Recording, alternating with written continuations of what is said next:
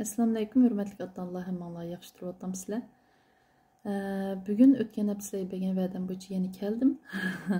O'tgan hafta men sizlarga nurg'un atanlarning mendan bolalarga oilada ona tili o'rgatishda unumli usullar qaysilar deb so'rag'anligini, lekin bularni so'zlashdan burun har bir bolaning o'rganish xosligining qanday bo'lishidan qat'iy nazar biz diqqat qilishga tegishli va rioya qilishga tegishli ba'zi nuqtalarning borligi aytgandim va shu qatorda oldi bilan bolalarga uyg'urcha gap qilish degan shu nuqtada ozroq to'xtalgandim.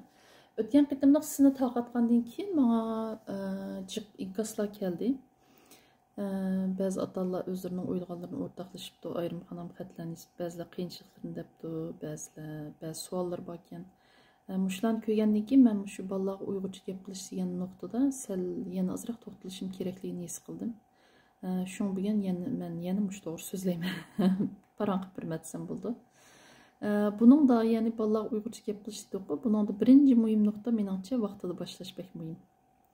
Vaqtida boshlashda biz zodi qachonni ko'z tutamiz degan chog'da bola tug'ilish bilan hattoki uningdan burun. Bizga yilqi bir homilaning tug'ilishdan burun yani homila vaqtida bu vaqt tug'ilishdan burun ögünüş fəaliyyətlərinin başlanğanlığı, tilgə bolğan sezgürlüyünün bolduğanlığı degəndək bu bilimlər bizə nadoniş emas. Şuna bala qo'saqdagi vaqtdan boshlab biz balaga gap qilib berish, har xil qo'shiqlarni o'qib berish, naqshlarni aytib berish, bala bilan paranglashish, har xil ovozli hujjatlarni anglatish, ona tilida degandek usullar bilan balaga ona tilini anglatish maqsadiga yetalaymiz. Ondan keyin tug'ilgandan boshlab Əməliyyatda həmmimiz heç qandaq ana yoki dada yeni tug'ilgan bolasiga teşhid yerlik tilda gap qilib ketmaydi. Hech qaysimiz unda qilmadik-ku. O chog'da biz bir ota-ona bo'lib yoki shu bo'g'imizni qo'limizga olgan vaqtimizda yurak-yuraklarimizdan chiqqan shu ona tilimizni gap qilamiz, akiltimiz, til aloqasi quramiz bola bilan. Lekin bu bola bu vaqtlarda eskartadiganim bolaga bir xil. Bu bolam bek kichikdek yaqsamma foydasi yo'q deb balni qo'sqin beqib emtib zakisini quruqdab bunda yig'lab kelsa o'ynatib bir narsalarga band qilib bunday emas. Xuddi bu bola bizning gapimizni tushundiganda ko'p gap qilib berishimiz bek muhim. Angin gap qilgan vaqtda nayt oddiy so'zliklarni, ya'ni bola turmushda tunji uchrashadigan narsalarning ismlarini tanishtirish, qilayotgan ishlarimizni deb turib qilish, ya'ni nima ishlarni qilayotganimizni bolaga anglatish. Anandan keyin xuddi cho'ng odam gap qilgandek ölçemlik, to'g'ri uyg'ur tilida aldirmay, aniq, tushunishli gap qilib berishimiz bek muhim. Ya'ni bir xil bolamiz bek umoq ichimiz kuyib ketib, bu vaqtlarga gap qilgandek, bir gaplarni qilamiz o'y bir xil bu vaqtlar tilidek o'zimiz ijod qilib olgan dunyoda bu vaqtlar tili deb til bo'lmaydi, niyat ashda bir xilchi. Undaq uyg'ur tilida emas, shu xuddi cho'ng odam gap qilgandek, ashda aniq gap qilib berishimiz bek muhim. Ammo bu vaqtlar tilni qanday o'rgandi degan temada taş almak kirsanglar 0 yoshdan 6 yoshgacha degan bir sayfa var. Aş sayfada ovozliq va yezig'cha tayyorlangan material bor. Ashni ko'rib yiqishinglarni tavsiya qilmay bo'lib shu. 2 qat onalar, otalar anandan keyin shu bu vaqt bo'lsa bor. Otalarning chuqur ko'p yiqishni tavsiya qilmay, chunki bu vaqtlar bir til o'rganishning bek sezgir davri turdi. Shunga hatta bazı iqtidorlari shu 12 oylik bo'g'chi bek eng kuchli bo'lgan 12 ozlashga boshlayotgan. Shunga mushu davr bolalarning mush davri amaliyotda til o'rganishning bir oltin davri hisoblanadi o'z navbatida yana. Shunga shu materialni biz chuqur ko'rib yiqinglar. Ikkinchisi, qanday gap qilsak biz bolalarga uyg'urcha gap qilgan bo'lamiz. Biz bolalarga men bolam uyg'urcha gap qilaman deydigan otalar özümüzün balalarga qandaq uyg'urcha gap qildiganiga bir sapsip baqayli. Masalan, biz balalarga gap qilganda sap ana tilda gap qilamdik. Yoki bo'lmasa tilimizda vatandan ip kelgan ba'say, chingsay, chayzab, laza deydigan, shu joza, cho'kili, juza deydigan atog'larimiz bormi? Anandan keyin biz balalarga uyg'urcha gap qildim deb o'ylab turib gap qilgan vaqtimizda shu teshitki tilni aralashtirib olamdik. Bir xil biroz so'zni, ikki so'zni degandekchi. Bütünlüğü şu tilde gap qilib ketmasakmi aralashtirib olamdik. Mening nazarimdagi bolalarga uyg'urcha gap qilish bolaga sap ona tilda gap qilishdan iborat. Biz bolalarimizga xitoycha atalg'ularni akirgan vaqtimizda tilni vatandilam shalg'ut qilib atganligimizni bolalarga bir xil bildirib qo'yamiz. Chunki Uyg'ur maktablardan bolalarni o'qitish jarayonida men shunda anglayman. Chunki dapanjidan boshlab cho'kiligacha ish qilib, hozirgacha xeyli cho'ng bo'libmi cho'kili degan so'zlarni o'zgartirmagan bolalarim bor. Şunu demekçi boğunum, özümüzün avval bir ıslah qılaylı. Tilimizge yat tillardan ekirgen atalgılarını uygurçulaştıraylı. Çünkü hemme narsının uygurçada ismi var. Şunaqı. Hemme narsını uygurça ataylı. Anandan keyin cümle quruşlarımızmı bir xil özümüz yaşayotgan dövlətning tilining ta'siriga uchrab ketib baramdı. Bunun bir səbsib baqaylı. Anandan keyin tilimizga aralashtirmay gap qilaylı. Başqa tilni akirib olmaylı.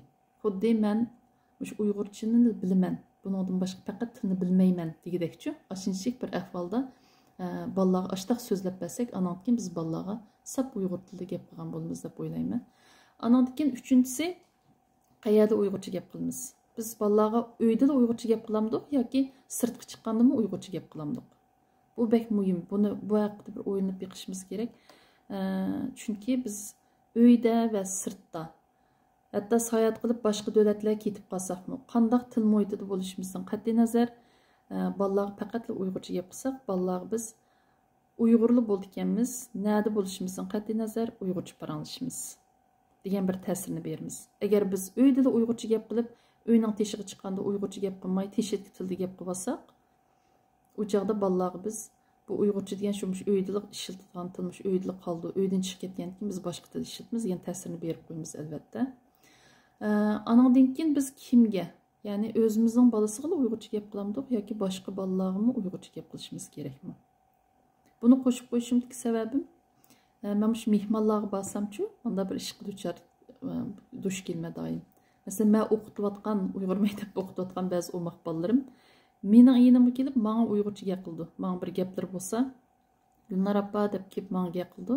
Lekin boshqa cho'nglar bilan undaylik diqqat qilib gap qilib ketmaydi-chu. Menga gap qilsa, ish qilib bash diyalisa, diyamasa, ish qilib bash bir nimalarni ish qilib tirishib uyg'urcha gap qildi. Agar faqat diyamiz aralashtirib gap qildi degandek. Lekin boshqa opashlarning, dadashlarning qishiga borsa, Norveççe gap qilaverdi. Yoki bo'lmasa, endi bek aktivlik tutib ketsam da aralashtirib so'zlaydi. Hatta bu da yazıq tətili bir mimang bassam, bir omaq yügrəb ki, mənə uyg'urcha gap qilib, birdən ki qırsam özünün apısığı Norveççe gap qildi-chu. Şunun qarab o'ylab qoldim ki, əməliyyatda bir balının uyg'ur tiliga bo'lgan tushantisi, buni so'zlashga bo'lgan aktivchanligiga o'zining ota-onasidan boshqa atrofdagi uyg'ur jamoati, ya'ni shu uyg'ur jamoatini tashkil qiluvchi barliq uyg'ur opashlar va uyg'ur dadashlar bevosita ta'sir ko'rsatdi. Shunga biz o'zimizning bolasini apisi ve dadısı. Lekin balalarni uyg'ur qilib tarbiyalashda hamma uyg'ur apining, hamma uyg'ur dadining, hamma uyg'ur balalar ustida bir majburiyati bo'ldi. Shuning majburiyatimizni unutib qolmay, hamma balalar bizdan, hamma cho'nglardan balam uyg'urcha gap qilinglarmi? Uyg'urcha gap qilish bek muhim. Uyg'urcha gap qilaylik. Qaranglar, mana men uyg'urcha gap qilyapman, sizlar uyg'urcha gap qilinglar degandekchi. Bizning bu yetaklashimizni, tirishchanlik bilan ularga yordamchi bo'lishimizni isteydi balla ameliyatda. Şunun ihtiyacı var. Şuna şu ihtiyacını qandırışda hammamiz diqqat qilsak, menimcha bek yaxshi bo'ldi.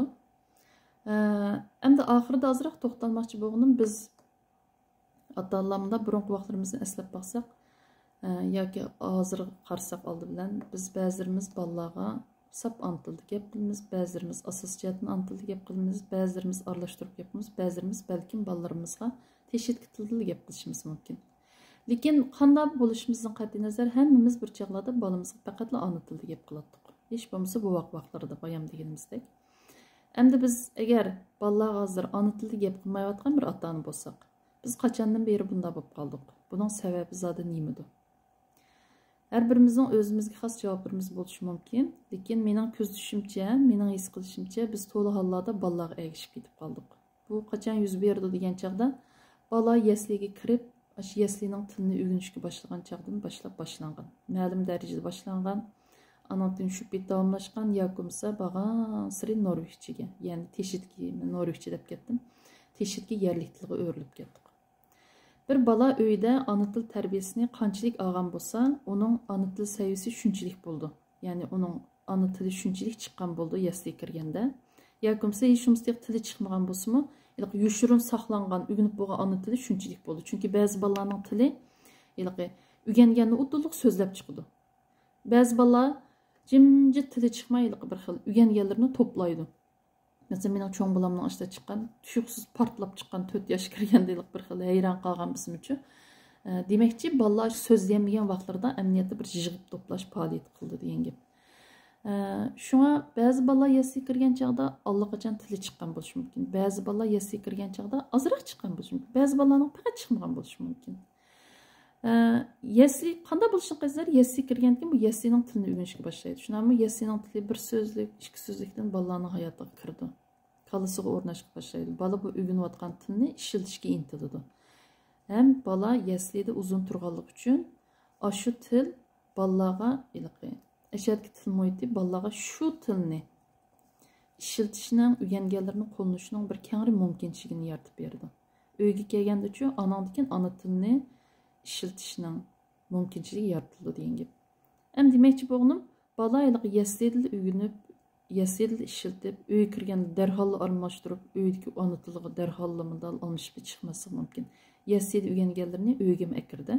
Öğü ekirip arlaştırıp sözleşke başlaydı. Yoki biraz sözler çıkıp kaldı. Yoki bo'lmasa siz faqat öğütüp bakmagan bir söz, mesela siz bir narsaning Uyg'urcha atilishini faqat öğütüp bakmadınız. Lekin bala uning atilishini yeslida öğrendi. Unda olgandan bala shu narsa haqida so'zlamoqchi bo'lsa, ana tilda so'zlamay yeslining tilida so'zlaydi albatta. Uni shu yeslining tilida atlaydi. Mana mushtaq qilib bu bala aralashtirib so'zlashga boshlaydi. Şunun bilan biz ota-onalarni o'zimizning bilib bilmaylan balaga o'xshash aralashtirib so'zlaydigan bo'lib qoldik. Hammamizning mushta bir kechirmishi bor balkim.